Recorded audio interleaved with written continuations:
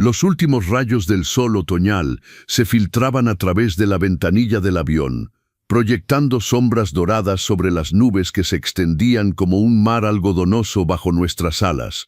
Observaba ese espectáculo con cierta melancolía, preguntándome si había tomado la decisión correcta al aceptar esta invitación. A mis 64 años, después de 4 décadas dedicadas a enseñar historia en la Universidad de Guadalajara, había desarrollado una sensibilidad particular hacia los comportamientos humanos, una capacidad para detectar lo no dicho y las intenciones ocultas. Esta habilidad me había servido bien a lo largo de mi carrera, permitiéndome percibir las mentiras de los estudiantes o detectar las tensiones subyacentes durante las juntas académicas. Hoy, esa misma intuición se agitaba dentro de mí como una señal de alarma. Estaba en ruta hacia la Ciudad de México, un vuelo desde Guadalajara que debía permitirme reunirme con mi hija Gabriela y su esposo Ricardo para una semana de vacaciones, una propuesta que me había sorprendido al principio, considerando que nuestras relaciones se habían enfriado estos últimos años, especialmente desde el fallecimiento de mi esposa María. «Papá, sería maravilloso pasar tiempo juntos», había insistido Gabriela por teléfono una semana antes. Ricardo lo organizó todo. «Es nuestro regalo. Un regalo». Extraña elección de palabras para describir una invitación que llegaba después de meses de silencio absoluto. Gabriela y Ricardo estaban instalados en los asientos 12A y 12B, 3 filas delante de mí. Habían pretextado un error de reservación para justificar esta separación.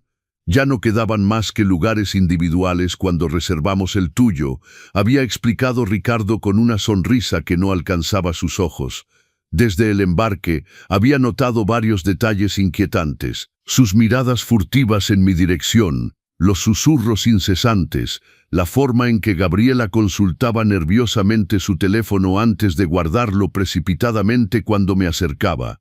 Ricardo había insistido en cargar mi equipaje de mano, incluso intentando convencer a la gente de documentación de ponerlo en la bodega a pesar de su tamaño reglamentario. «Es muy pesado para usted, don Francisco», había dicho. «Déjeme ocuparme de eso». Había rehusado cortésmente, pretextando necesitar mis medicamentos durante el vuelo. En realidad, nunca había tenido problemas de salud que requirieran tratamiento, pero desde hacía algunas semanas, Gabriela se preocupaba constantemente por mi fragilidad, un término que nunca había empleado antes. El avión acababa de alcanzar su altitud de crucero. El capitán había apagado la señal de cinturones y el personal de cabina comenzaba su servicio. Una azafata se acercó a mi fila, empujando el carrito de bebidas. «¿Qué le gustaría tomar, señor?», preguntó con una sonrisa profesional. «Un té, por favor, sin azúcar». Ella preparó mi bebida y luego se inclinó para entregármela. Fue en ese momento preciso que su expresión cambió. Sus ojos se entornaron ligeramente, fijándose en algo o alguien detrás de mí. Cuando se volvió nuevamente hacia mí, su rostro había recuperado su máscara de amabilidad, pero algo era diferente. Colocó el vaso en mi bandeja y al ajustar mi servilleta, se inclinó tan cerca que sentí su perfume delicado. «Levántese y no mire hacia atrás», murmuró, sus labios apenas móviles. «Si estas historias de supervivencia y sabiduría te atrapan, no olvides suscribirte a los consejos del abuelo. Cada semana compartimos relatos que te enseñarán lecciones invaluables de vida. Dale like y activa la campanita para no perderte ningún episodio». Casi derramo mi té. «Perdón», balbuceé. Ella continuó sonriendo como si simplemente me estuviera explicando la ubicación de los baños.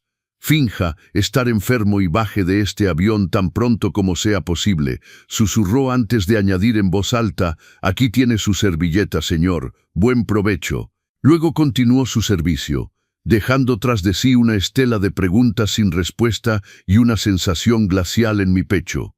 Contemplé mi té, de repente sospechoso. ¿Era esto una advertencia sobre mi bebida? Lo empujé suavemente hacia un lado, fingiendo dejarlo enfriar. Mi mente giraba a toda velocidad, analizando frenéticamente la situación. ¿Por qué una desconocida me aconsejaría abandonar el avión? ¿Era esto una broma de mal gusto, un protocolo de seguridad inusual, un error de identificación? Observé discretamente a Gabriela y Ricardo. Mi hija tecleaba nerviosamente en su teléfono, el rostro tenso. Ricardo parecía vigilar a la azafata, siguiendo sus movimientos con la mirada con una intensidad inquietante.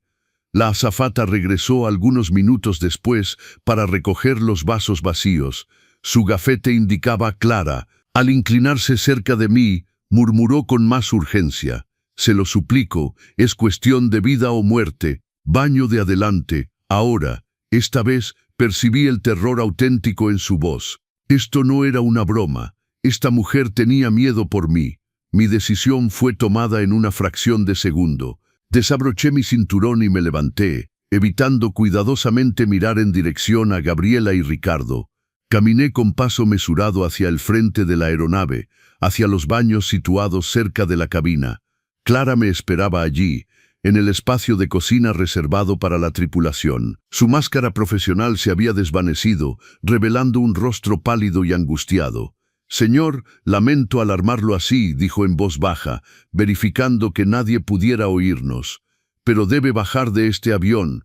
«¿Por qué? ¿Qué está pasando?» «Escuché una conversación en los baños antes del embarque», explicó precipitadamente. Su hija y su esposo hablaban de medicamentos en su bebida, de ataque cardíaco a gran altitud, de investigaciones complicadas, de dinero del seguro, 500,000 pesos.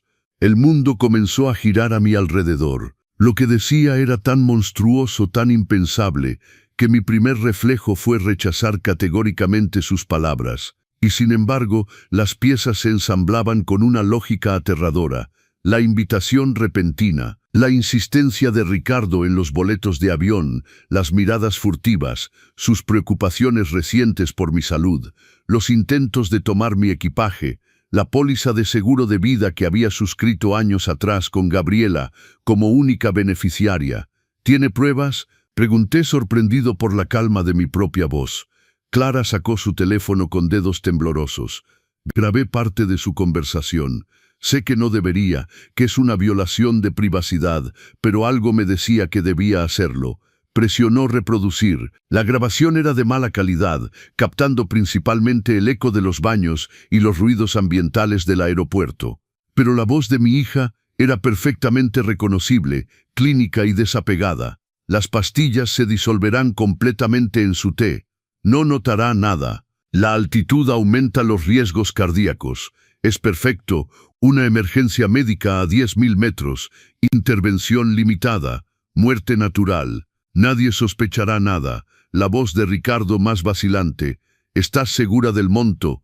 500,000 pesos. Pago inmediato. Verifiqué las cláusulas. Una risa breve de Gabriela. Una risa que no conocía, fría y calculadora. Cerré los ojos, asimilando el shock. Mi propia hija, planeando metódicamente mi asesinato a 10.000 metros de altitud.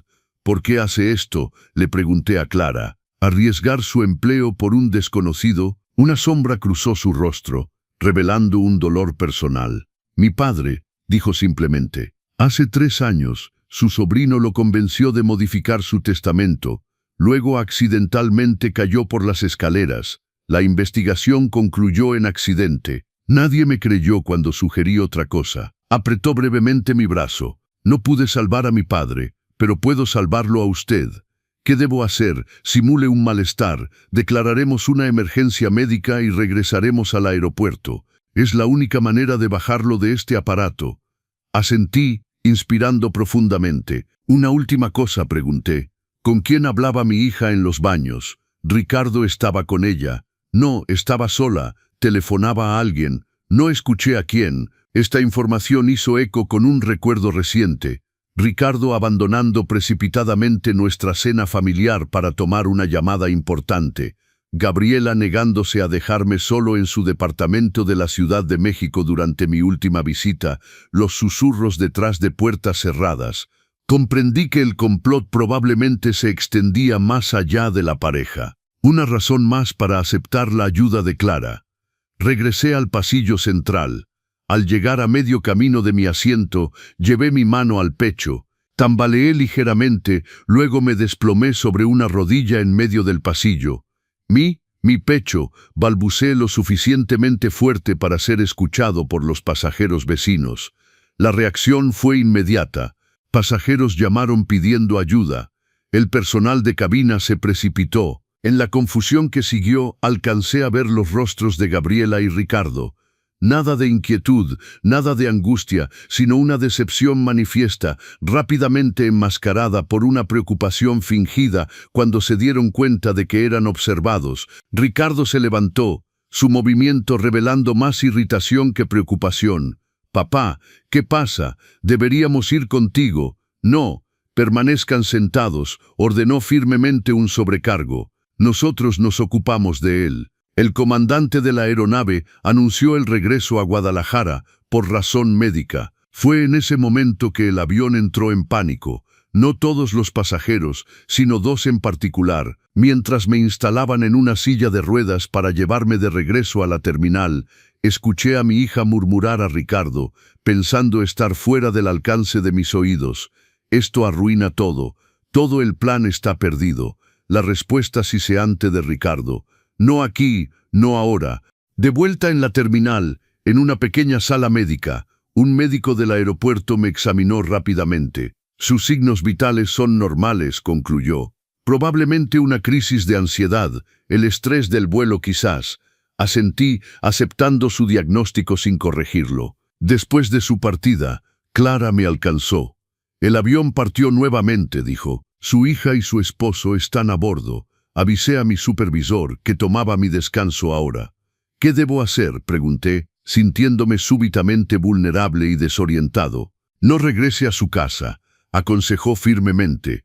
«Volverán allá tan pronto puedan tomar otro vuelo. ¿Tiene algún amigo de confianza donde ir? ¿Alguien que ellos no conozcan?». Pensé en mi antiguo colega Pedro Ruiz. Habíamos enseñado juntos durante 30 años, pero él solo había conocido a mi hija 2 o 3 veces en eventos universitarios.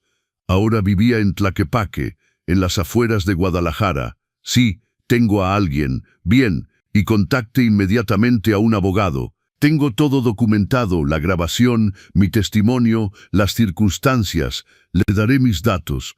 Mientras escribía su número en un pedazo de papel, observé a esta joven mujer que probablemente acababa de salvarme la vida. «¿Por qué toma tantos riesgos?». Su mirada se endureció, revelando una determinación de acero bajo su apariencia delicada. «Porque he vivido con la duda y el arrepentimiento durante 3 años, porque nadie escuchó mis inquietudes sobre mi padre, porque la justicia a veces debe ser provocada, no simplemente esperada». Me tendió el papel con sus datos. «Testificaré si es necesario». «Gracias», dije simplemente, incapaz de expresar plenamente mi gratitud ante este gesto que probablemente había cambiado el curso de mi existencia.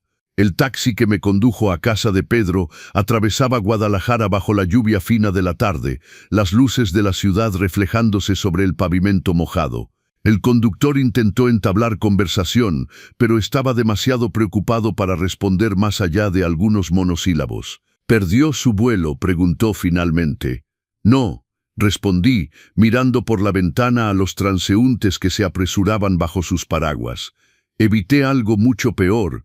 Pedro me recibió con sorpresa, pero sin preguntas excesivas, respetando mi estado visible de shock. Fue solo después de instalarme en su cuarto de huéspedes y servirme un caballito de tequila que comencé a explicarle la situación. «Dios mío, Francisco», murmuró incrédulo. «Tu propia hija. Necesito entender por qué», dije, más para mí mismo que para Pedro. «No es solo el dinero. Gabriela siempre ha estado cómoda financieramente». «La gente mata por menos que eso», observó Pedro sobriamente. «Pero tienes razón. Tal vez haya algo más». Esa noche, incapaz de dormir, comencé a examinar metódicamente los eventos de los últimos meses, aplicando el rigor analítico que había desarrollado durante 4 décadas de enseñanza histórica. Abrí mi laptop y accedí a mis cuentas en línea. Lo que descubrí me heló la sangre. Transferencias bancarias que nunca había autorizado. Pequeñas sumas al principio, 500 pesos aquí, 1000 pesos allá. luego montos cada vez más considerables. En total, cerca de 150.000 pesos habían desaparecido de mis cuentas durante los últimos 6 meses. ¿Cómo era esto posible? Revisaba regularmente mis estados de cuenta, o al menos eso pensaba. Una exploración más profunda reveló que mi dirección de correo electrónico de notificaciones había sido modificada. Las confirmaciones de transacciones estaban siendo redirigidas a una dirección que no reconocía. Más inquietante aún, al acceder a mi carpeta de seguro de vida, descubrí que el beneficiario había sido cambiado hace 3 meses. Ya no era solo Gabriela, sino Gabriela y Ricardo Mendoza. La firma al pie del documento se parecía a la mía, pero las curvas de la F de Francisco eran diferentes. Una falsificación hábilmente ejecutada pero imperfecta. A la mañana siguiente, siguiendo el consejo de Clara, contacté a un abogado. La licenciada Catalina Morales me recibió en su despacho del centro de Guadalajara, escuchando atentamente mi relato sin manifestar incredulidad. Desafortunadamente, don Francisco, lo que me describe no es tan raro como se podría pensar, comentó después de examinar la grabación de Clara y mis estados bancarios. La explotación financiera de personas mayores va en aumento, aunque el paso a una tentativa de homicidio sigue siendo excepcional. ¿Qué me aconseja? Debemos construir un expediente sólido antes de involucrar a las autoridades. Necesitamos pruebas irrefutables. La grabación es un excelente inicio, pero es insuficiente para una condena. Debemos probar la falsificación de documentos, las transferencias no autorizadas y, idealmente, obtener confesiones o pruebas adicionales del complot. ¿Cómo proceder? Por ahora, ellos piensan que usted ignora todo. Es nuestra ventaja. Intentarán retomar contacto, atraerlo nuevamente a su trampa. Cuando lo hagan, estaremos listos.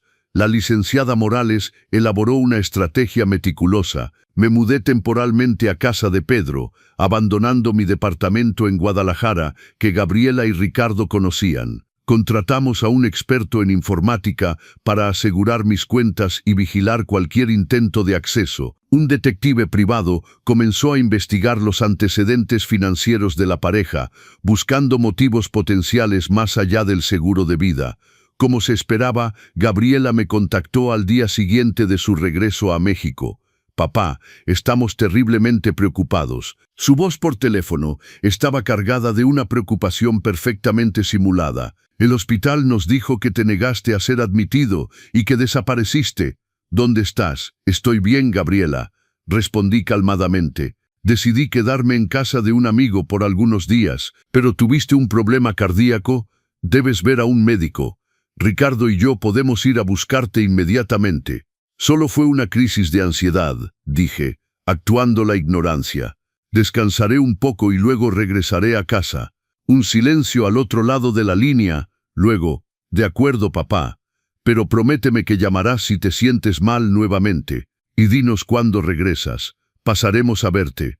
«Por supuesto, mija». Después de colgar, transmití la grabación de la conversación a la licenciada Morales. «Intentarán terminar lo que comenzaron», comentó.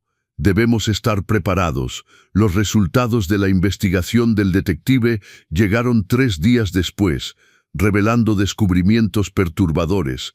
Ricardo, supuesto asesor financiero próspero, estaba en realidad plagado de deudas. Deudas de juego principalmente, ascendiendo a más de 300.000 pesos. Su empresa de inversiones perdía dinero desde hacía 2 años y ya había agotado la dote de Gabriela, así como sus ahorros comunes. Más inquietante aún, no era la primera vez que Ricardo estaba involucrado en un asunto turbio. 5 años atrás, había sido objeto de una investigación concerniente malversaciones financieras en perjuicio de una clienta mayor. El caso había sido archivado sin seguimiento, por falta de pruebas suficientes. En cuanto a Gabriela, la investigación reveló que recientemente había suscrito un seguro de vida adicional a mi nombre, sin mi conocimiento, utilizando documentos falsificados y la dirección de su departamento para recibir la correspondencia. «Es un complot cuidadosamente elaborado», concluyó la licenciada Morales. Lo construyeron durante varios meses, quizás más tiempo. Una semana después del incidente del avión, acepté reunirme con Gabriela y Ricardo en una cafetería cerca del Mercado Libertad, un lugar público y seguro donde la licenciada Morales y su asistente podían observarnos discretamente desde una mesa vecina. Estaba equipado con un dispositivo de grabación disimulado en mi reloj. Gabriela me besó con una efusión que ahora encontraba repugnante. «Papá, te ves cansado. ¿Estás seguro de que estás bien? Tan bien como es posible para un hombre que casi murió en un avión», respondí, observando atentamente su reacción. Ricardo tuvo un ligero estremecimiento, rápidamente controlado. «Lo esencial es que se encuentre mejor ahora». Estábamos terriblemente preocupados. La conversación continuó en ese tono falsamente cordial, hasta que abordé deliberadamente el tema que les interesaba. «Estoy reflexionando sobre mi futuro, ¿saben? A mi edad, uno debe pensar en estas cosas. La organización de mi patrimonio, mis últimas voluntades». Los ojos de Ricardo se animaron con un destello que ahora reconocía como avaricia pura. «Es muy sabio, don Francisco. Justamente conozco un excelente asesor patrimonial que podría ayudarlo. De hecho, ya programé una cita con mi notario la próxima semana. Pensaba revisar mi testamento». Gabriela puso su mano sobre la mía en un gesto que pretendía ser afectuoso. «Es una excelente idea, papá. ¿Necesitas ayuda para llegar? Podríamos acompañarte. Sería muy gentil», dije fingiendo gratitud. «Realmente aprecio su apoyo, especialmente después de ese susto en el avión». «A propósito del avión», dijo Ricardo, afectando un tono despreocupado, «la azafata que se ocupó de ti, ¿te dijo algo? Antes de tu malestar, quiero decir. La trampa era burda, la evité con una facilidad que me sorprendió a mí mismo». «No, nada en particular». «¿Por qué?» «Simple curiosidad», respondió, intercambiando una mirada rápida con Gabriela. Algunos pasajeros mencionaron que parecía agitada. Nuestro encuentro terminó con una invitación insistente a cenar en su casa el viernes siguiente. «Te prepararemos tu platillo favorito», prometió Gabriela, «y hablaremos de ese testamento. Es importante poner estas cosas en orden». En cuanto salieron de la cafetería, la licenciada Morales se acercó.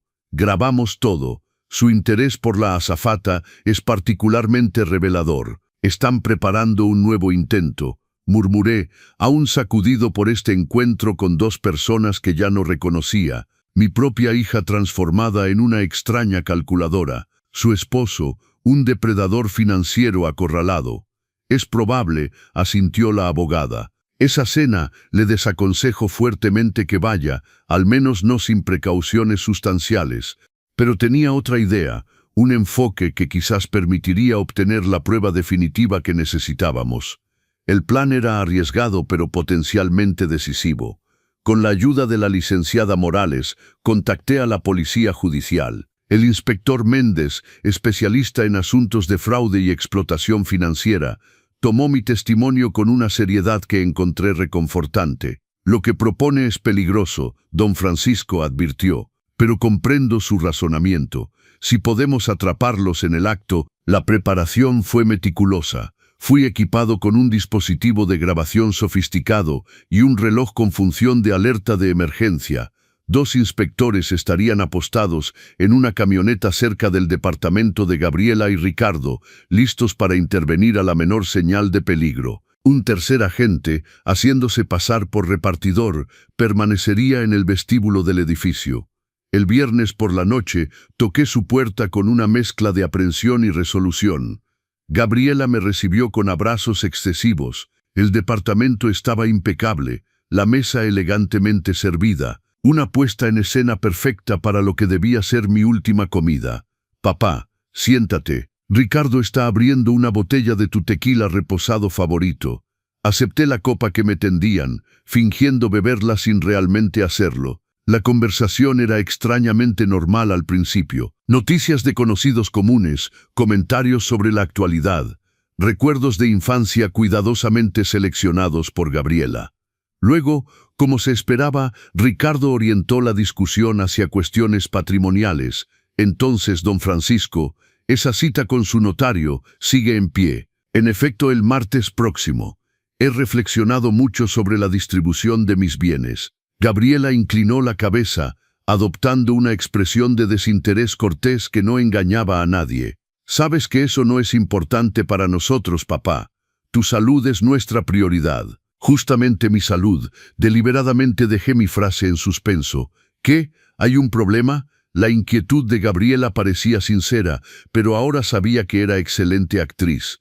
El médico encontró algunas anomalías cardíacas, nada grave, pero digamos que el incidente en el avión quizás no fue una simple crisis de ansiedad. Ricardo y Gabriela intercambiaron una mirada que inmediatamente identifiqué como calculadora. Estaban reevaluando sus planes a la luz de esta nueva información. Razón de más para que te cuides, dijo Gabriela, su mano apretando la mía. Quizás deberías quedarte aquí algunos días, nos ocuparíamos de ti. Es gentil, pero prefiero mi independencia. Ricardo se levantó para servir la cena, mole poblano cuyo aroma debería haber sido apetitoso, pero que ahora me parecía amenazante. Gabriela me sirvió una porción generosa, insistiendo en que comiera. Para recuperar fuerzas, moví la comida en mi plato, simulando apetito sin consumir realmente nada.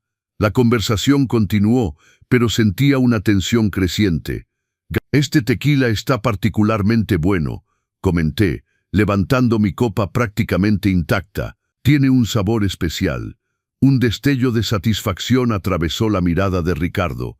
Es de una cosecha excepcional. Aproximadamente 20 minutos después del inicio de la comida, comencé a actuar mi papel. Ligera transpiración, respiración difícil, mano temblorosa llevada a mi pecho.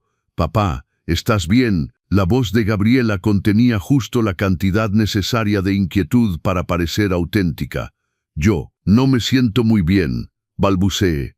Es como en el avión, mi pecho. Ricardo se levantó, pero sin precipitación excesiva.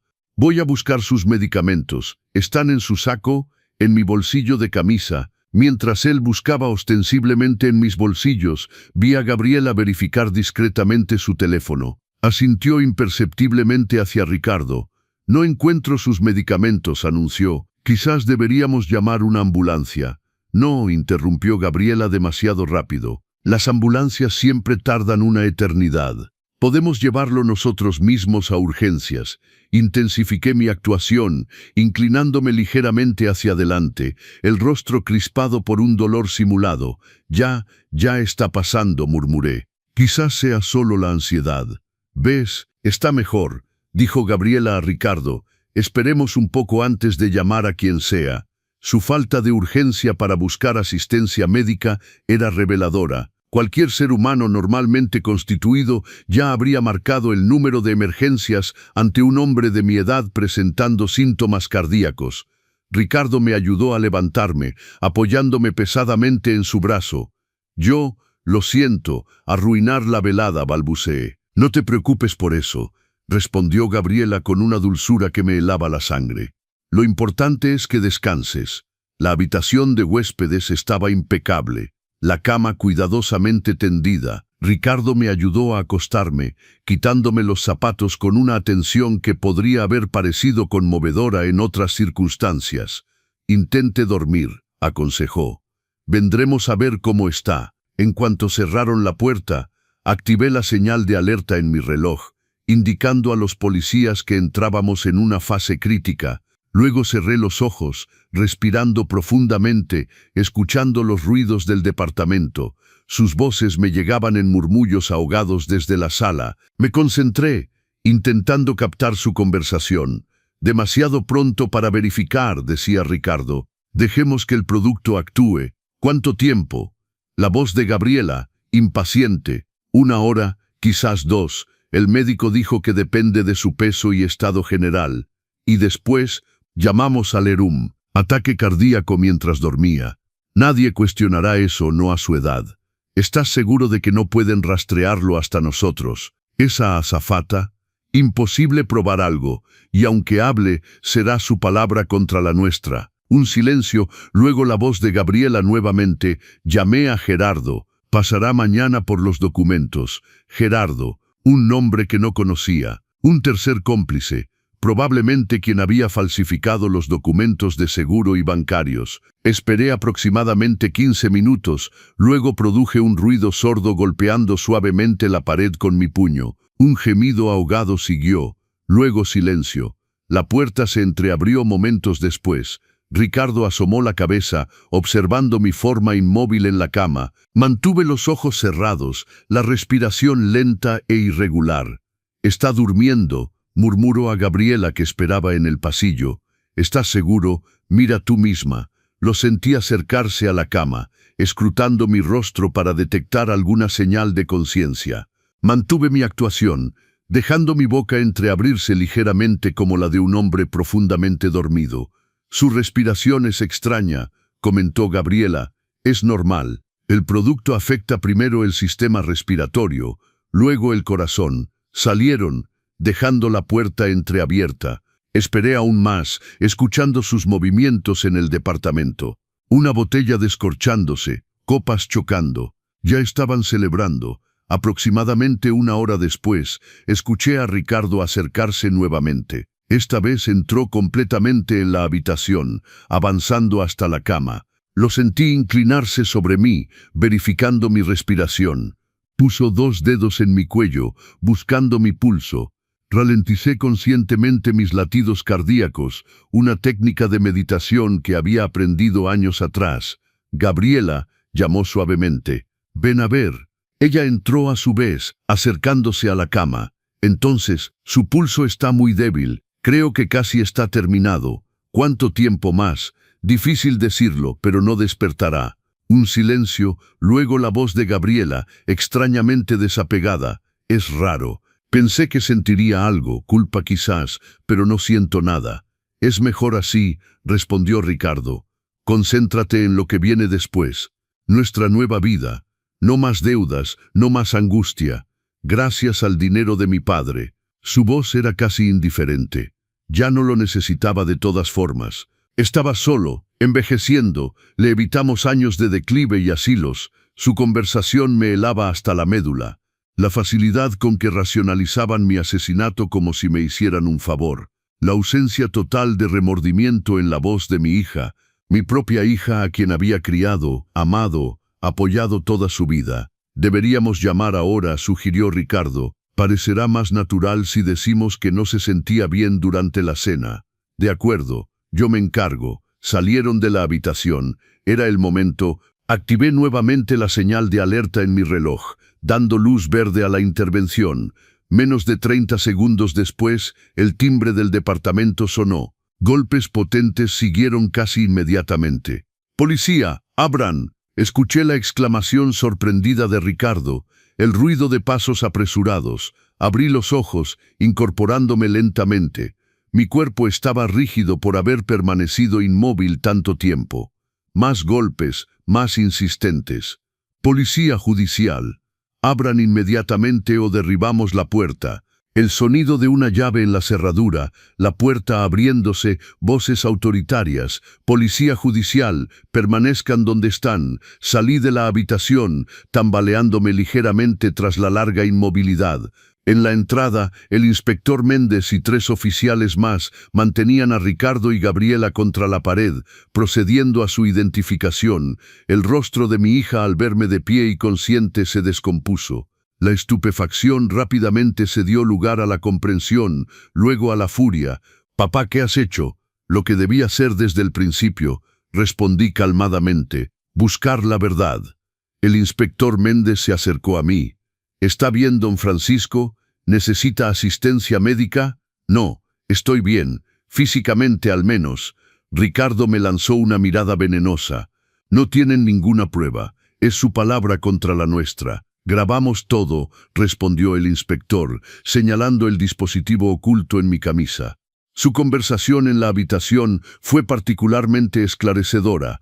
Una oficial se acercó, sosteniendo una bolsa que contenía la copa de tequila que Ricardo me había servido. «Analizaremos esto inmediatamente». Gabriela, a diferencia de Ricardo, parecía haberse derrumbado interiormente. Me miraba fijamente, los ojos vacíos de emoción, como si contemplara a un extraño.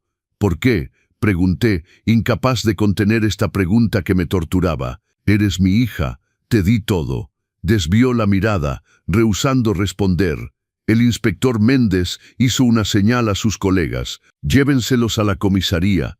Cargo preliminar, tentativa de envenenamiento con premeditación». Mientras los escoltaban hacia la salida, Gabriela se volvió bruscamente hacia mí. «Era por tu bien también. Habrías terminado como la abuela, disminuido, patético, un cascarón vacío. Era más humano así». La puerta se cerró tras sus palabras, dejándome solo en el departamento con el inspector Méndez y un agente que comenzaba a recolectar evidencias. ¿Puedes creer lo que acabas de escuchar? Esta historia real demuestra que la justicia existe. Si valoras estos relatos que te hacen reflexionar sobre la familia, la traición y el perdón, suscríbete a los consejos del abuelo. Somos una comunidad de personas que aprenden de las experiencias de vida más profundas. «Debería sentarse, don Francisco», sugirió suavemente Méndez. «Esto debe haber sido agotador». Me dejé caer en el sofá, extrañamente vacío. La rabia, la traición, el horror, todo eso vendría después. Por ahora solo experimentaba un entumecimiento profundo, como si mi mente rehusara asimilar plenamente lo que acababa de suceder. «Necesitaremos su declaración completa mañana», continuó Méndez. «Y si el análisis del tequila confirma la presencia de sustancias tóxicas, el caso estará prácticamente cerrado». Asentí mecánicamente. «¿Quién es Gerardo?», pregunté súbitamente. «Mencionaron a un tal Gerardo que vendría mañana por documentos». Méndez anotó la información. «Investigaremos todos sus contactos. Si hay más personas involucradas, las encontraremos». Esa noche, en el hotel donde la policía me había instalado por seguridad, reflexioné sobre los eventos que habían llevado a esta catástrofe. ¿Dónde había fallado como padre? ¿Cuándo se había transformado mi hija en esta persona capaz de planear fríamente mi asesinato? ¿Era simplemente el dinero o había un rencor más profundo que nunca había percibido? Los días siguientes fueron un torbellino de declaraciones, procedimientos judiciales y revelaciones perturbadoras. El análisis del tequila confirmó la presencia de un poderoso sedante combinado con una sustancia que provocaba síntomas cardíacos. En dosis suficiente, la mezcla era letal y difícil de detectar en una autopsia estándar. La investigación reveló que Ricardo estaba aún más endeudado de lo que habíamos supuesto inicialmente. Deudas de juego, inversiones desastrosas, un tren de vida muy por encima de sus medios. Gabriela, por su parte, se había visto arrastrada a su espiral descendente, aceptando progresivamente compromisos morales cada vez más graves para mantener las apariencias. El misterioso Gerardo resultó ser un falsificador que Ricardo había empleado para falsificar mi firma en varios documentos. Fue él quien había modificado los beneficiarios de mi seguro de vida y creado expedientes médicos falsos sugiriendo un inicio de demencia, documentación que habrían usado para impugnar cualquier testamento que no les hubiera sido favorable. Más perturbador aún, la investigación reveló que yo no era su primera víctima. 2 años atrás, la tía anciana de Ricardo había fallecido en circunstancias similares, un ataque cardíaco nocturno después de una cena familiar. El caso había sido clasificado como muerte natural, pero el inspector Méndez había solicitado la reapertura de la investigación. El juicio que siguió fue tan penoso como mediatizado. El caso del complot del avión, como lo habían apodado los periódicos, fascinaba al público por su mezcla de traición familiar, codicia y giro providencial. El testimonio de Clara, la azafata que había interceptado la conversación fatídica, fue particularmente emotivo. «No pude salvar a mi padre», declaró en el estrado, «pero pude evitar que otra familia fuera destruida por la codicia». Gabriela y Ricardo se declararon inocentes, pero las pruebas eran abrumadoras. Las grabaciones de su conversación en el departamento, los análisis toxicológicos, los documentos falsificados, los testimonios, todo convergía hacia una conclusión ineludible. Fueron declarados culpables de tentativa de homicidio con premeditación, fraude, falsificación de documentos y malversación de fondos. El día del veredicto, sentado al fondo de la sala, observé a mi hija mientras el juez pronunciaba su sentencia, 18 años de prisión. Ricardo recibió 22, su antecedente penal y su papel de instigador habiendo pesado en la balanza. Gabriela no levantó la vista hacia mí ni una sola vez durante todo el juicio. Era como si hubiera dejado de existir para ella, o quizás no soportaba confrontar la realidad de lo que había intentado hacer. Al salir del tribunal, asediado por periodistas, simplemente declaré: «Se ha hecho justicia, no tengo nada más que añadir». Un año transcurrió desde aquellos eventos que cambiaron mi vida para siempre. Vendí mi departamento en Guadalajara, incapaz de continuar viviendo en una ciudad que me recordaba constantemente esa traición. Los recuerdos estaban en cada esquina: la cafetería donde solía desayunar con Gabriela cuando era niña, la universidad donde me había llenado de orgullo al verla graduarse, el parque donde jugábamos cuando apenas aprendía a caminar. Todo se había convertido en un recordatorio doloroso de lo que había perdido. No solo una hija, sino la ilusión de haber sido un buen padre. Me mudé a un pequeño pueblo en la costa de Oaxaca, a las afueras de Puerto Escondido, donde nadie conocía mi historia, donde podía ser simplemente un profesor de historia jubilado que escribía sus memorias y daba largos paseos por la playa al amanecer. La casa que renté era modesta pero acogedora: paredes blancas encaladas, un pequeño jardín con bugambilias que florecían en tonos magenta intenso, y una terraza desde donde podía ver el océano Pacífico extendiéndose hasta el infinito. El sonido constante de las olas se convirtió en mi nuevo compañero, un ritmo que me ayudaba a dormir por las noches cuando los recuerdos amenazaban con ahogarme. Los primeros meses fueron los más difíciles. Había días en que despertaba olvidando momentáneamente lo sucedido, alcanzando instintivamente mi teléfono para llamar a Gabriela y contarle sobre algún artículo interesante que había leído o para preguntarle cómo estaba. Luego, la realidad me golpeaba como una ola fría. Mi hija estaba en prisión por intentar asesinarme. La terapia ayudó. Encontré una psicóloga en Puerto Escondido, la doctora Martínez, una mujer de unos 50 años con una voz calmada y una paciencia infinita. 2 veces por semana me sentaba en su consultorio, en un sillón desgastado pero cómodo, y trataba de darle sentido a lo incomprensible. «No busque una razón lógica donde solo hay codicia y desesperación», me aconsejó en una de nuestras primeras sesiones. A veces, las personas toman decisiones que desafían toda comprensión racional. Eso no refleja quién es usted como padre, sino quiénes decidieron ser ellos. Sus palabras eran un bálsamo, aunque el dolor permanecía. Clara y yo permanecimos en contacto. Ella había dejado su empleo como azafata 3 meses después del juicio, agotada emocionalmente por la atención mediática y por revivir el trauma de la pérdida de su propio padre durante el proceso legal. «Necesito un cambio», me dijo por teléfono cuando me informó de su decisión. «Algo que tenga más sentido, más propósito». Se matriculó en la Facultad de Derecho de la Universidad de Guadalajara, inspirada por nuestra experiencia común. «Quiero ayudar a otras personas como ayudé a ayudarte a ti», explicó. «Quiero ser la voz de quienes no son escuchados». Nos reuníamos cada 2 o 3 meses cuando ella viajaba a Oaxaca para visitar a su abuela, quien vivía en un pueblito cercano a Pochutla. Cenábamos en algún restaurante frente al mar, compartiendo pescado a la talla y cerveza bien fría mientras el sol se ponía tiñendo el cielo de naranjas y púrpuras. Era una amistad improbable, nacida en las circunstancias más oscuras, pero auténtica. Clara tenía 26 años, casi 40 años menor que yo, pero el vínculo que nos unía trascendía la edad. Éramos 2 supervivientes de traiciones familiares, 2 personas que habían mirado al abismo y decidido seguir adelante.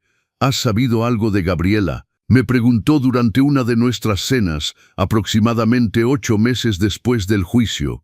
Negué con la cabeza, tomando un sorbo de mi cerveza. «Nada, y honestamente no sé qué le diría si me contactara». «¿Has pensado en visitarla?». La pregunta me tomó por sorpresa. «¿Visitarla? En la prisión?» «Solo pregunto», dijo Clara suavemente. «A veces el cierre requiere confrontación, no por ella, sino por ti». Reflexioné sobre sus palabras durante días. ¿Quería ver a Gabriela? ¿Necesitaba hacerlo? La idea me llenaba de una mezcla de anhelo y terror. Anhelo por mi hija, la niña que había sido, la mujer que pensé que era, terror ante la extraña en quien se había convertido. Decidí que aún no estaba listo, quizás nunca lo estaría. En lugar de eso, me sumergí en mi escritura. Había comenzado lo que inicialmente planeaba como unas simples memorias, pero que se estaba transformando en algo más, una reflexión sobre la confianza, la traición, la justicia y el perdón. Un libro que exploraba no solo mi historia, sino las historias de otros que habían experimentado traiciones similares. Entrevisté a personas que había conocido a través del proceso legal, víctimas de fraudes familiares, ancianos explotados por sus propios hijos, padres cuya confianza había sido traicionada de las formas más crueles. Cada historia era única, pero todas compartían temas comunes: la incredulidad inicial, el dolor profundo, la lucha por reconstruir una vida después de que se derrumbara la estructura de confianza que la sostenía. Mi editor en la Ciudad de México estaba entusiasmado. «Esto es poderoso, Francisco», me dijo durante una videollamada. «No es solo tu historia, es una ventana a un problema social que muchos prefieren ignorar». El libro se convirtió en mi terapia, mi propósito: escribir cada mañana en mi terraza, con el sonido de las olas de fondo y el café humeante a mi lado. Me ayudaba a procesar lo que había vivido. Las palabras fluían, a veces con dolor, a veces con rabia, pero siempre con honestidad. Fue durante este proceso de escritura que recibí la carta. Llegó un martes por la tarde. El cartero del pueblo, don Esteban, un hombre mayor con un sombrero de paja perpetuamente ladeado, me la entregó con una expresión curiosa. «Viene del penal de Puente Grande», comentó, refiriéndose a la prisión de alta seguridad en Jalisco donde Gabriela cumplía su sentencia. Mi mano tembló ligeramente al tomar el sobre. Era la primera vez que Gabriela me contactaba en casi un año. Esperé hasta la noche para abrirla. Me serví un mezcal, me senté en la terraza bajo un cielo estrellado y finalmente rasgué el sobre. La letra era de Gabriela, eso era indiscutible. Pequeña, cuidadosa, la misma caligrafía que había conocido durante años. «Papá, no sé si leerás esto, no sé si deberías leerlo, pero necesito escribirlo, aunque solo sea para mí misma. He tenido mucho tiempo para pensar aquí. Demasiado tiempo quizás. Las paredes de mi celda son testigos silenciosos de las preguntas que me hago cada noche. ¿Cómo llegué a esto? ¿En qué momento la hija que fuiste se transformó en la mujer que intentó matarte? No busco excusas, no las hay. Lo que hice fue imperdonable, y lo sé, pero creo que merezco al menos intentar explicarlo, no para justificarme, sino para que tal vez algún día puedas entender. Ricardo me arrastró a su mundo de deudas y desesperación gradualmente. Al principio eran pequeños préstamos que él prometía devolver.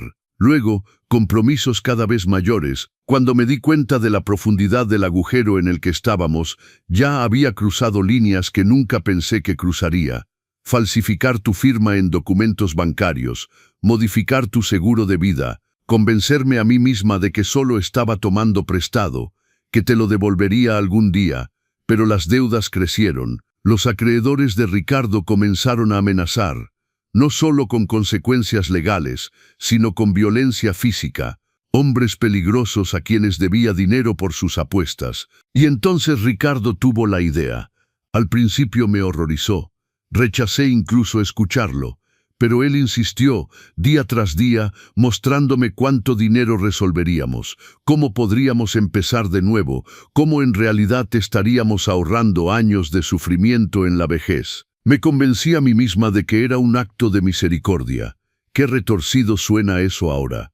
La verdad es que fui una cobarde que eligió tu vida sobre enfrentar las consecuencias de mis propias decisiones. Una cobarde que se convenció de que el asesinato era preferible a la bancarrota y al divorcio. No espero perdón, no lo merezco, pero necesitaba que supieras que no siempre fui este monstruo, o quizás siempre lo fui, y solo necesité las circunstancias adecuadas para revelarlo. Mamá estaría devastada si pudiera ver en quién me convertí. La honro deshonrando su memoria cada día que paso aquí. Tengo 18 años más en esta prisión. 18 años para vivir con lo que hice, con lo que casi hice. A veces pienso que no es suficiente castigo. Y otras veces siento que es demasiado. ¿Podrás perdonarme algún día? Ni siquiera sé si quiero que lo hagas. Gabriela, leí la carta 3 veces, con las manos temblando cada vez más. Las emociones me abrumaban, rabia, dolor, tristeza y algo que no esperaba sentir, compasión, no por lo que había hecho, sino por la persona destruida que se revelaba en esas palabras. Mi hija estaba rota, y parte de mí, una parte que deseaba poder silenciar, todavía quería protegerla, ayudarla. Esa noche no dormí. Me quedé en la terraza hasta el amanecer, observando las estrellas desaparecer lentamente, mientras el cielo se teñía de rosa y oro. El océano seguía su ritmo eterno, indiferente al drama humano que se desarrollaba en mi corazón. A la mañana siguiente, llamé a la doctora Martínez y programé una sesión de emergencia. ¿Qué siente después de leer la carta?, me preguntó, sentada frente a mí en su consultorio. No lo sé, admití, todo y nada. Rabia porque espera que su explicación cambie algo. Tristeza porque puedo ver su sufrimiento, a pesar de todo. Confusión porque una parte de mí todavía es su padre y quiere consolarla. El amor paternal no desaparece simplemente porque alguien nos traicione, dijo la doctora suavemente. Puede coexistir con la rabia, el dolor, incluso el resentimiento. Son emociones complejas, no mutuamente excluyentes. Debería responderle, ¿quiere hacerlo? Esa era la pregunta, ¿verdad? Quería entrar en un diálogo con la mujer que había intentado asesinarme. ¿Había algo que decir que valiera la pena ser dicho? No lo sé, repetí. No tiene que decidirlo ahora, aconsejó la doctora Martínez. Tómese su tiempo. El perdón, si es que alguna vez llega, es un proceso, no un evento único. Guardé la carta en un cajón de mi escritorio y traté de continuar con mi vida, pero sus palabras me perseguían.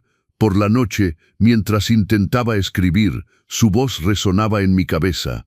Durante mis caminatas matutinas por la playa, veía su rostro en mi mente. No el de la mujer que me había traicionado, sino el de la niña que había sido. Gabriela a los 5 años, corriendo hacia mí con los brazos extendidos después de mi primer día de clases. Gabriela a los 12, llorando en mi hombro cuando su primer amor la había decepcionado. Gabriela a los 21, brillando de orgullo en su graduación universitaria. ¿Dónde había perdido a esa niña? ¿O nunca había existido realmente tal como yo la recordaba? 2 semanas después de recibir la carta, tomé una decisión. No le respondería, al menos no todavía, pero tampoco destruiría su carta. La guardaría junto con todas las otras piezas de este rompecabezas imposible que era mi vida ahora. Clara vino a visitarme ese fin de semana. Le mostré la carta. Leyó en silencio su expresión imposible de descifrar. Finalmente, levantó la vista. ¿Qué vas a hacer? Nada, respondí. Por ahora nada. Ella asintió. Eso también es una decisión válida. No tienes que perdonarla. Francisco, no le debes eso. Lo sé, pero una parte de mí se pregunta si el perdón sería más para mí que para ella. Liberarme de esta carga. El perdón no significa olvidar, dijo Clara, ni significa que lo que hizo esté bien. Puede significar simplemente que decides dejar de permitir que su traición defina el resto de tu vida. Sus palabras resonaron profundamente en mí. Esa noche, después de que Clara partió de regreso a Guadalajara, me senté a escribir, no una respuesta a Gabriela, sino un capítulo en mi libro. Un capítulo sobre el perdón, sobre la complejidad de amar a alguien que te ha dañado profundamente, sobre la posibilidad o imposibilidad de la redención. 18 meses después del juicio, mi libro fue publicado, Susurros en el aire. Una historia de traición, supervivencia y búsqueda de justicia. Llegó a las librerías en marzo, justo cuando las jacarandas florecían en la Ciudad de México tiñendo las calles de púrpura. No esperaba mucho. Pensé que sería uno de esos libros que se venden modestamente, que algunas personas leerían y luego olvidarían. Un testimonio personal, nada más. Me equivoqué por completo.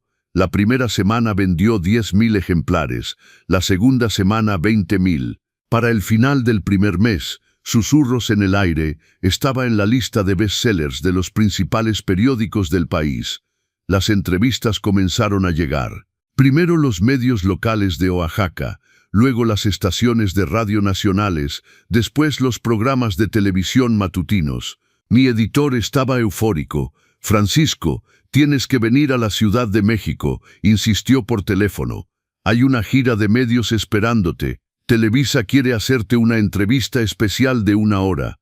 Dudé. Había construido mi nueva vida precisamente para escapar de la atención, para ser anónimo, pero luego pensé en todas las personas cuyas historias había incluido en el libro, aquellos que habían confiado en mí para darle voz a su dolor. De acuerdo, acepté finalmente, pero solo durante 2 semanas.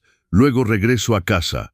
La gira de medios fue agotadora pero reveladora. En cada entrevista, en cada programa de radio, recibía llamadas de personas que compartían experiencias similares, ancianos explotados por sus hijos, familias destrozadas por la codicia, víctimas de fraudes perpetrados por aquellos en quienes más confiaban. Su historia me dio el valor de denunciar a mi propio hijo, me dijo una mujer de 70 años en una llamada en vivo durante un programa de radio. Su voz temblaba, pero había determinación en ella. Pensé que estaba sola, que era mi culpa de alguna manera, pero usted demostró que no tenemos que quedarnos callados. Esos momentos hicieron que valiera la pena toda la exposición pública. Durante la entrevista en Televisa, el conductor me preguntó algo que nadie más había tenido el valor de preguntar directamente. «Don Francisco, ¿ha perdonado a su hija?» El estudio se quedó en silencio. Las cámaras se acercaron. Pude sentir la expectativa de la audiencia. Respiré profundamente. «El perdón es un proceso complejo», comencé. «No es un interruptor que puedes encender o apagar. Algunos días siento que he avanzado hacia él. Otros días, la rabia regresa como si todo hubiera sucedido ayer. ¿Pero cree que algún día podrá perdonarla? Honestamente, no lo sé. Y he aprendido a estar en paz con esa incertidumbre. Lo que sí sé es que he decidido no permitir que su traición defina el resto de mi vida. Eso, para mí, es suficiente por ahora». La respuesta resonó con muchos espectadores. Las redes sociales se llenaron de comentarios de personas que se identificaban con esa lucha, con esa honestidad de no tener todas las respuestas. El libro también generó consecuencias legales inesperadas. Varios casos mencionados en mis páginas llevaron a nuevas investigaciones policiales. La historia de la tía de Ricardo, que había sido archivada como muerte natural, fue finalmente reabierta tras la presión pública. Se exhumó su cuerpo, y las nuevas pruebas forenses revelaron niveles de sedantes incompatibles con su prescripción médica. Ricardo enfrentó cargos adicionales de homicidio. Su sentencia fue extendida a 35 años. Gabriela, quien había cooperado con las autoridades en esta nueva investigación, vio su sentencia reducida en 2 años. 18 años se convirtieron en 16.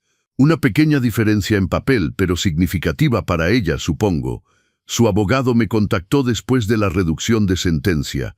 «Su hija quiere saber si estaría dispuesto a visitarla», me dijo por teléfono. «Comprende si la respuesta es no, pero me pidió que le preguntara». «Dígale que lo pensaré», respondí, sin comprometerme. La verdad era que no sabía si quería verla. La carta había sido difícil de procesar. Una visita cara a cara sería exponencialmente más complicada. Consulté con la doctora Martínez durante mi siguiente sesión. «¿Qué teme de verla?», preguntó. «Temo que al verla, toda la rabia regrese.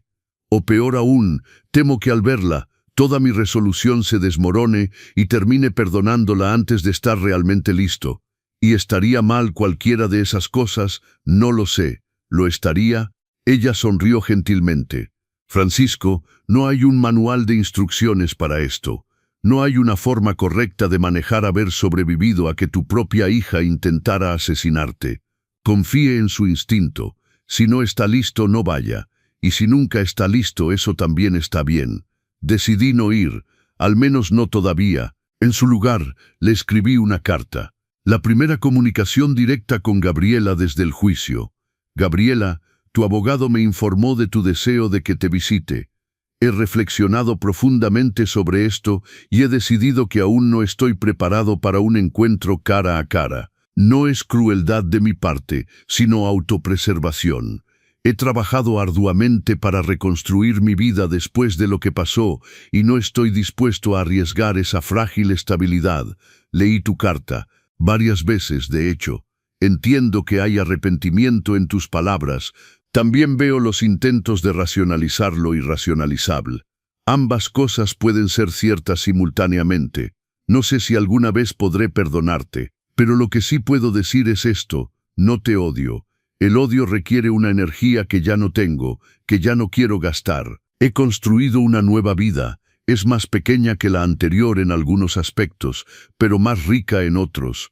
He encontrado propósito en contar nuestra historia, en ayudar a otros que han enfrentado traiciones similares. Si algún día en el futuro lejano siento que estoy listo para verte, te lo haré saber. Hasta entonces te deseo paz en la medida en que sea posible encontrarla detrás de esos muros. Papá, enviar esa carta me dio una sensación de cierre que no esperaba. No era perdón, no era reconciliación, pero era comunicación. Era reconocer que Gabriela todavía existía en algún lugar de mi realidad, aunque fuera en los márgenes. Clara se graduó de la Facultad de Derecho ese mismo mes. Asistí a su ceremonia en Guadalajara, sentado entre su abuela y su madre, aplaudiendo cuando su nombre fue llamado. Después de la ceremonia, cenamos en un restaurante tradicional cerca del Teatro Degollado. Clara radiaba felicidad, sus ojos brillando con planes y ambiciones. Voy a especializarme en derecho de protección al adulto mayor, anunció. Ya tengo una oferta de una firma que trabaja específicamente en casos de explotación financiera. Tu padre estaría muy orgulloso, le dije, y la vi parpadear rápidamente conteniendo lágrimas. Lo sé, y tú también deberías estarlo. Esta carrera, este camino, comenzó el día que decidiste confiar en una azafata desconocida. Me reí. Tú tomaste todas las decisiones difíciles, Clara. Yo solo tuve suerte de que estuvieras en ese vuelo. No fue suerte, dijo su abuela, una mujer de 80 años con ojos penetrantes. Fue providencia. Ustedes dos se necesitaban mutuamente. Tal vez tenía razón. En medio de la oscuridad de la traición, había encontrado una luz inesperada en forma de una joven que se negó a permanecer en silencio. El impacto del libro continuó expandiéndose. Universidades comenzaron a invitarme a dar conferencias sobre ética familiar y protección de adultos mayores. Organizaciones de derechos de ancianos me pidieron unirme a sus juntas directivas. El gobierno federal incluso me consultó para una nueva legislación diseñada para proteger mejor a las personas mayores contra el fraude financiero familiar. Mire lo que ha logrado, me dijo mi editor durante el lanzamiento de la tercera edición del libro. Transformó su tragedia en cambio social real, pero en las noches tranquilas en mi terraza en Oaxaca, mirando las estrellas reflejarse en el océano, sabía que el verdadero logro era más simple y más profundo que eso. Había sobrevivido, no solo físicamente, sino emocionalmente. Había tomado la peor traición imaginable y había elegido no dejar que me destruyera. Eso era suficiente. 3 años después del incidente en el avión, la vida había adquirido un ritmo que nunca imaginé sería posible. Cada mañana despertaba con el sonido de las olas rompiendo contra la costa. Preparaba café en mi pequeña cocina, salía a la terraza y observaba el amanecer pintar el cielo de naranjas y rosas. Era una rutina simple, casi monástica, pero me traía una paz que había olvidado que existía. El libro había entrado en su 5ª edición. Las regalías me permitían vivir cómodamente sin tocar mis ahorros. Más importante aún, el dinero me permitía contribuir a causas que ahora me importaban profundamente. Fundaciones para la protección de adultos mayores, programas de asistencia legal gratuita, refugios para víctimas de violencia familiar. Clara había prosperado en su carrera legal. Ahora trabajaba para una organización sin fines de lucro que representaba a ancianos en casos de explotación financiera. Me enviaba actualizaciones regulares sobre sus casos, siempre cuidadosa de proteger la confidencialidad de sus clientes, pero compartiendo las victorias que lograba. Ganamos otro caso hoy, me escribió en un mensaje de texto una tarde de julio. Una mujer de 73 años, cuyo hijo le robó 120,000 pesos. Recuperamos todo y él enfrentará cargos. No podría hacer esto sin tu ejemplo, Francisco. Esos mensajes me llenaban de un orgullo que no había sentido en años. Si algo bueno había surgido de mi tragedia, era esto: una joven brillante dedicando su vida a proteger a otros de sufrir lo que yo había sufrido. Pero a pesar de toda esta paz superficial, había una pregunta que seguía persiguiéndome. ¿Debería visitar a Gabriela? Habían pasado 3 años desde el juicio, 2 años desde mi carta. Ella había respondido brevemente, agradeciendo mis palabras y respetando mi decisión de no visitarla. No había presionado, no había vuelto a pedir. Ese silencio, de alguna manera, pesaba más que cualquier súplica. Una tarde de septiembre, estaba sentado en la playa cuando un grupo de niños pasó corriendo, riendo y gritando mientras perseguían a una pelota. Una niña de unos 5 años tropezó y cayó cerca de mí. Antes de que pudiera reaccionar, su padre llegó corriendo, la levantó con ternura, revisó sus rodillas raspadas y la consoló con besos en la frente. La escena me transportó décadas atrás. Gabriela a esa edad, cayendo de su bicicleta en el parque. Yo corriendo hacia ella, levantándola, secando sus lágrimas. «Ya pasó, mija», le había dicho. «Papá está aquí». El recuerdo me golpeó con una fuerza inesperada. Tuve que apartar la mirada, respirando profundamente contra la ola de emoción que amenazaba con ahogarme. Esa noche llamé a la doctora Martínez. Aunque ya no tenía sesiones regulares, ella había insistido en que la contactara siempre que lo necesitara. «Francisco, ¿qué pasa?», preguntó, detectando inmediatamente la tensión en mi voz. «Creo que necesito verla», dije sin preámbulo. «A Gabriela. Creo que necesito mirarla a los ojos y no sé qué. Entender, perdonar, cerrar el círculo». «¿Qué cambió?», preguntó suavemente. Le conté sobre la niña en la playa, sobre cómo ese simple momento había desenterrado años de memorias. «Ella era mi hija antes de ser mi potencial asesina», dije sorprendido por mi propia voz quebrada, «y creo que necesito recordarle eso a ella, o recordármelo a mí mismo. No lo sé. ¿Estás preparado para lo que puedas encontrar? Han pasado 3 años. Las personas cambian, especialmente en prisión. No lo sé, pero creo que el no saber es peor que descubrirlo». Una semana después, conduje desde Oaxaca hasta Guadalajara. 5 horas de carretera que me dieron demasiado tiempo para pensar, para dudar, para considerar dar la vuelta docenas de veces. Pasé la noche en casa de Pedro, mi viejo amigo que me había acogido durante los días más oscuros. «¿Estás seguro de esto?», preguntó mientras tomábamos tequila en su sala. «No», admití, «pero lo voy a hacer de todas formas».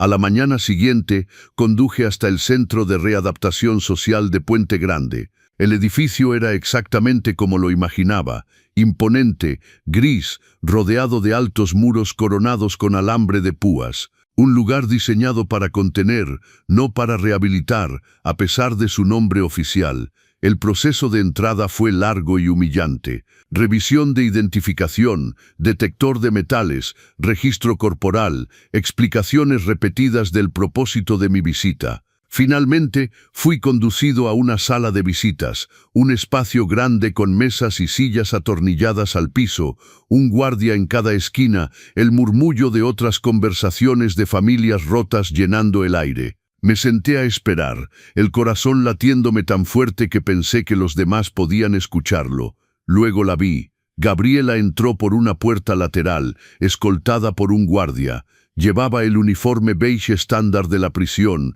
el cabello recogido en una cola de caballo simple. Había perdido peso. Su rostro, antes redondeado y juvenil, ahora mostraba ángulos afilados. Pero lo más impactante eran sus ojos, parecían décadas más viejos que el resto de ella. Nuestras miradas se encontraron a través de la sala. Vi shock, luego esperanza, luego miedo cruzar su rostro en rápida sucesión. Se acercó lentamente, casi con cautela, como si temiera que yo fuera un espejismo que desaparecería si se movía demasiado rápido. «Papá», dijo cuando llegó a la mesa. Su voz era apenas un susurro. «Gabriela». Nos sentamos, una mesa de metal entre nosotros, un océano de palabras no dichas, de heridas no sanadas, de amor y traición entrelazados de formas que ninguno de nosotros sabía cómo desenredar.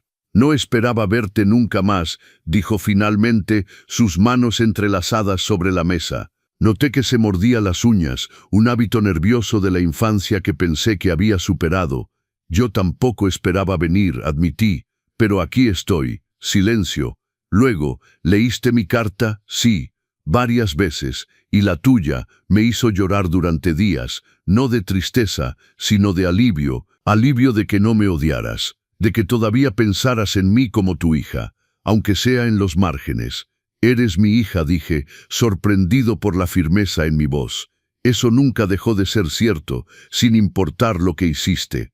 Sus ojos se llenaron de lágrimas. No merezco esa gracia. Probablemente no, pero aquí estamos de todas formas. Pasamos la siguiente hora hablando, no sobre el pasado inmediato, no sobre el avión o el envenenamiento o el juicio. Esos temas eran demasiado pesados para esta primera visita frágil. En su lugar, hablamos de cosas pequeñas. Le conté sobre mi casa en Oaxaca, sobre las puestas de sol y las caminatas por la playa. Ella me contó sobre su rutina en prisión, sobre las clases que estaba tomando, sobre los libros que leía. Leí tu libro, dijo en algún momento. Todo el mundo aquí lo leyó. Al principio fue horrible. Las otras internas me señalaban, murmuraban.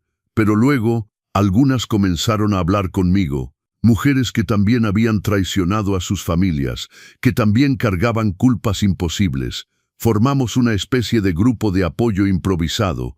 Te ayuda a saber que no soy un monstruo único, que muchas personas buenas hacen cosas terribles cuando están desesperadas y asustadas y débiles. Eso no lo excusa, dije suavemente. Lo sé, no busco excusas, solo contexto, comprensión, no para ti, sino para mí misma, para poder vivir con lo que hice.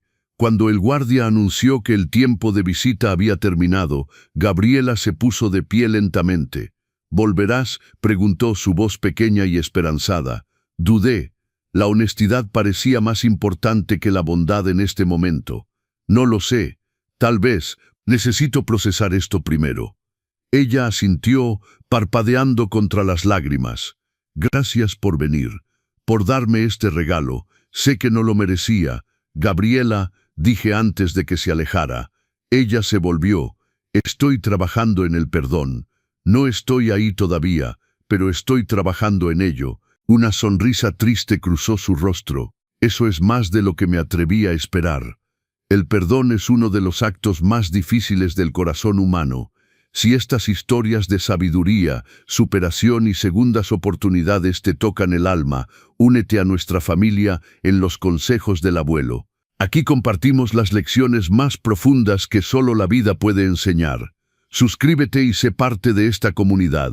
La observé alejarse, escoltada de vuelta a su celda, de vuelta a sus 16 años restantes de encierro. Mi hija y una extraña, ambas en el mismo cuerpo. El camino de regreso a Oaxaca fue diferente del camino de ida. Más ligero de alguna manera, aunque también más confuso. No había obtenido las respuestas que esperaba, principalmente porque no estaba seguro de cuáles eran las preguntas. Pero había hecho algo que pensé que nunca haría. Había mirado a mi hija a los ojos y no había sentido odio. Dolor, sí. Tristeza, absolutamente. Pero no odio. Esa noche, de vuelta en mi terraza, escribí en mi diario por primera vez en meses. Hoy visité a Gabriela. No sé qué esperaba encontrar. ¿Un monstruo? ¿A mi hijita? Encontré a alguien entre medio. Una mujer rota tratando de encontrar piezas de humanidad en los escombros de sus propias decisiones. No la he perdonado. No sé si alguna vez lo haré completamente, pero creo que finalmente entiendo que el perdón no es un regalo que le doy a ella, es un regalo que me doy a mí mismo. María, mi querida María, ojalá estuvieras aquí para guiarme. Siempre fuiste mejor con las cosas del corazón, pero creo que hoy hice lo correcto. Espero que lo haya hecho.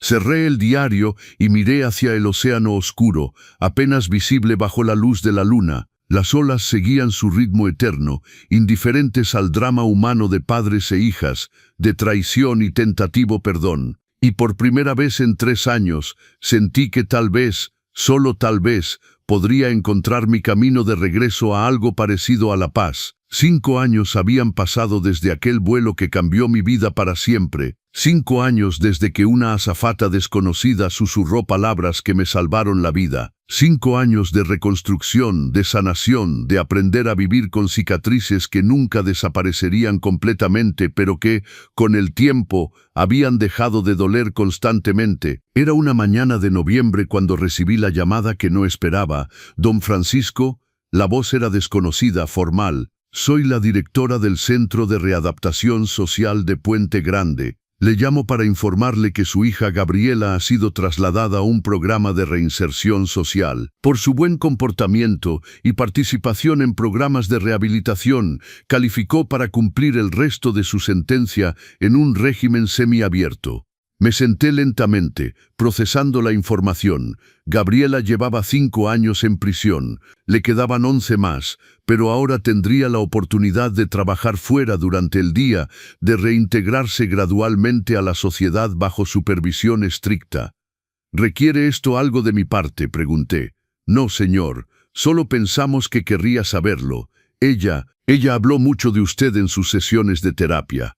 Su visita hace 2 años fue un punto de inflexión para ella. Después de colgar, me quedé sentado en mi terraza por largo tiempo, observando el océano. Había visitado a Gabriela 3 veces más desde aquella primera visita, no con regularidad, no con la frecuencia que ella quizás deseaba, pero lo suficiente para mantener un hilo delgado de conexión entre nosotros. En cada visita la había visto cambiar. El endurecimiento inicial de la prisión gradualmente daba paso a algo diferente. No era la Gabriela que había conocido antes, esa mujer nunca regresaría, pero era alguien nuevo, alguien que estaba genuinamente tratando de entender cómo había llegado a ese punto, cómo reconstruir algo de humanidad desde las cenizas de sus elecciones. Había comenzado a dar clases de lectura a otras internas, había completado un programa de contabilidad, había asistido religiosamente a terapia grupal e individual. No lo hacía por mí, me di cuenta. Lo hacía por ella misma, porque necesitaba encontrar una manera de vivir consigo misma. Esa tarde le escribí una carta. Gabriela, me informaron sobre tu traslado al programa de reinserción. Estoy orgulloso de ti. Sé que esas palabras pueden sonar extrañas viniendo de mí, considerando todo, pero son sinceras. El camino que has recorrido estos 5 años no ha sido fácil. Lo sé porque yo también he recorrido mi propio camino, paralelo al tuyo pero completamente diferente. He aprendido que el perdón no es un evento único, sino un proceso continuo. Hay días en que siento que he avanzado significativamente. Otros días, la rabia regresa como una ola inesperada, pero en general, la tendencia es hacia la paz. No sé qué nos depara el futuro. No sé si alguna vez tendremos una relación que se parezca a lo que teníamos antes, porque francamente esa relación estaba construida sobre fundamentos que resultaron ser frágiles. Pero tal vez podamos construir algo nuevo. No padre e hija en el sentido tradicional, sino 2 personas que comparten una historia complicada y dolorosa, que están tratando de encontrar significado y redención en sus propias formas. Sigue adelante, mija. Reconstruye tu vida, conviértete en alguien de quien puedas estar orgullosa. Con cariño complicado pero real. Papá, Clara me visitó la siguiente semana. Ahora tenía su propio bufete de abogados, pequeño pero en crecimiento, especializado en defender a adultos mayores. Su reputación era sólida. Los periódicos locales la habían presentado varias veces como la abogada que lucha por los olvidados. Nos sentamos en mi terraza favorita, bebiendo café mientras el sol comenzaba su descenso hacia el horizonte.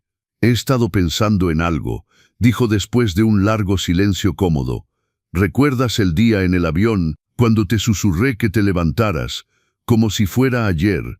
Estaba aterrorizada, confesó, no solo por ti, sino por mí. Y si estaba equivocada, y si había malinterpretado la conversación, y si arruinaba tu relación con tu hija por nada. No estabas equivocada, lo sé ahora, pero en ese momento, Francisco, casi no lo hago. Casi decido que no era mi problema, que debía mantenerme al margen. Me volví hacia ella, estudiando su perfil mientras miraba el océano. ¿Qué te hizo decidirte? Mi padre dijo simplemente: pensé en todas las veces que deseé que alguien hubiera hablado, que alguien hubiera visto las señales, que alguien hubiera tenido el valor de intervenir. Y me di cuenta de que si no actuaba, me convertiría en una de esas personas que eligen la comodidad sobre hacer lo correcto. Salvaste mi vida con esa decisión. Y tú salvaste la mía, respondió, volviéndose hacia mí con lágrimas en los ojos. Me diste un propósito. Me mostraste que el dolor puede transformarse en algo significativo. Toda mi carrera, todo lo que hago ahora, comenzó en ese avión. Nos quedamos en silencio, dos supervivientes unidos por circunstancias extraordinarias, por decisiones tomadas en momentos cruciales, por la elección mutua de no dejar que la traición y el dolor definieran el resto de nuestras vidas. ¿Sabes qué es lo más extraño?, dije después de un rato. A veces me encuentro agradecido. Clara me miró con sorpresa. Agradecido por todo ello. Por el avión, por descubrir la verdad, incluso por la traición, porque me obligó a examinar mi vida, a hacer preguntas difíciles, a encontrar significado en lugares que nunca hubiera buscado. Eso es profundo. O quizás solo es la forma en que mi mente ha encontrado para darle sentido a lo insensato. Admití con una sonrisa triste, pero de cualquier manera, es donde estoy ahora. El libro había generado un movimiento más grande de lo que jamás imaginé. Se había convertido en lectura obligatoria en programas de trabajo social en varias universidades mexicanas. Grupos de apoyo para víctimas de fraude familiar citaban pasajes en sus reuniones. Legisladores habían usado historias del libro para justificar nuevas leyes de protección. Recibía cartas semanalmente. Personas compartiendo sus propias historias, agradeciendo por darles voz, por hacerles sentir menos solos. Algunas cartas eran de víctimas, otras, sorprendentemente, eran de perpetradores, hijos e hijas que habían explotado a sus padres y que ahora, en prisión o en libertad, luchaban con su propia culpa y búsqueda de redención. Una carta en particular me había conmovido profundamente. Era de un hombre de 35 años en Monterrey. Señor Francisco, le escribo desde la vergüenza más profunda. Hace 3 años, falsifiqué la firma de mi madre en documentos bancarios y le robé sus ahorros de toda la vida. Ella murió 6 meses después, sin saber que su propio hijo la había traicionado. Leí su libro y vi reflejado mi propio monstruo interior. La diferencia es que usted sobrevivió para contar su historia. Mi madre no tuvo esa oportunidad. No busco perdón, no lo merezco, pero quería que supiera que su historia me ha llevado a buscar ayuda, a tratar de entender cómo llegué a ese punto, a donar cada peso que robé con intereses a organizaciones que protegen a ancianos. No puedo deshacer lo que hice, pero gracias a usted, estoy tratando de asegurarme de que el resto de mi vida signifique algo. Le respondí a ese hombre y a todos los demás que me escribieron. Cada carta era un recordatorio de que nuestras historias, por dolorosas que sean, tienen el poder de tocar vidas, de provocar cambio, de ofrecer esperanza incluso en la oscuridad más profunda. Pedro, mi viejo amigo, me visitó en mi cumpleaños número 70. Llegó con una botella de mezcal artesanal y una sonrisa amplia. «Mira quién llegó a los 70», bromeó. «Y pensé que no sobrevivirías a los 64. Reímos, ese tipo de humor oscuro que solo aquellos que han sobrevivido tragedias pueden compartir. «¿Eres feliz, Francisco?», me preguntó más tarde, cuando el mezcal había suavizado los bordes de la conversación. Consideré la pregunta cuidadosamente. Feliz es una palabra complicada. Estoy en paz. La mayoría de los días sí. He encontrado significado. Absolutamente. He reconstruido una vida que vale la pena vivir, sin duda. Eso suena a felicidad para mí. Entonces supongo que sí, concedí. Una felicidad diferente a la que conocía antes, más pequeña en algunos aspectos, más profunda en otros. Los años pasaron. Gabriela completó su programa de reinserción con éxito y eventualmente fue liberada después de cumplir 11 años en total. Su comportamiento ejemplar, su participación en programas de rehabilitación y su genuino arrepentimiento habían resultado en la reducción de su sentencia. El día de su liberación, no estuve allí. No estaba listo para eso. pero le envié una carta con dinero suficiente para rentar un departamento modesto por 6 meses y una referencia de empleo con un antiguo colega que tenía un pequeño negocio de contabilidad. Ella me llamó una semana después de su liberación, llorando tan fuerte que apenas podía entender sus palabras. Gracias, papá. Gracias por no abandonarme completamente. Gracias por darme una oportunidad. Todos merecemos una segunda oportunidad. Respondí, lo que hagas con ella depende de ti. No nos vimos durante meses después de eso. Hablábamos ocasionalmente por teléfono,